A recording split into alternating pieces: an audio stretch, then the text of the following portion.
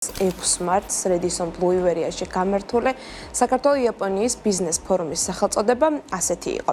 იაპონური ბიზნესი საქართველოში, ხიდი შუა დერეფნისკენ.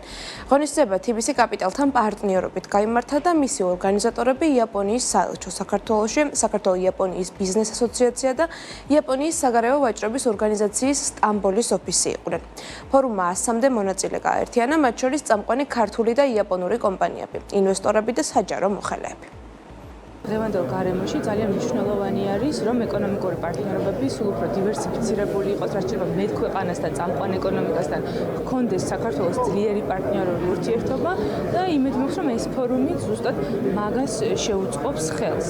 რაც შეეხება იმას, რა თემები დაიფარა თემები ბიზნეს გარემოს შესახებ ვისაუბრეთ, ინვესტიციების, საინვესტიციო გარემოს შესახებ, რა შესაძლებლობები არსებობს, სად არის თანაკვეთა საქართველოსა და იაპონიის ინტერესებს შორის, ასევე ვისაუბრეთ იმაზე თუ როგორი არის ინოვაციები, ტექნოლოგიები ქვეყანაში, რა როლი აქვს შუა დერეფანს საქართველოს ეკონომიკაში და ზოგადად გლობალურ ეკონომიკაში, ასევე იაპონიისთვის არის თუ არა ეს მნიშვნელოვანი.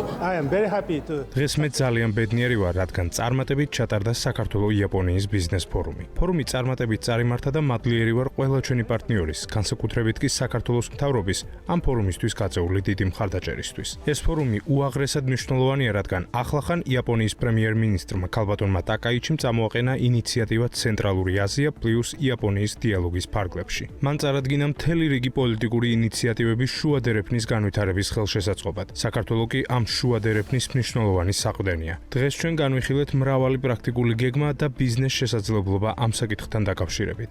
იმედი მაქვს, რომ იაპონური ბიზნესები აქტიურად შეუერთებიან ამ ინიციატივას და მჭიდროდ ითანამშრომლებენ ქართულ ბიზნესთან. წარჩინებით ჩაიარა საქართველო-იაპონიის ბიზნეს ასოციაციის და საქართველოში იაპონიის საელჩოს ხელშეწყობით ფორუმმა, რომელიც საფუძველს აძლევს კიდევ საქართველოში ჩვენი მეწარმეების პროდუქციის ექსპორტზე გატანის იაპონიაში და იაპონიის ინვესტორების და კომპანიების საქართველოში სხვადასხვა პროექტებში ინვესტიციის განხორციელებას ხელს შეუწყობს, აგრეთვე ეს პლატფორმა შეიქმნება, რომელიც ორივე მხარეს გაუმარტივებს ბიზნეს ორივე ქვეყანაში და ფაქტიურად ის ხიდი, რომელსაც საქართველოს და იაპონიის ბიზნეს წარმომადგენლები აშენებენ, ეს ფაქტიურად წარმატებით დასრულდა.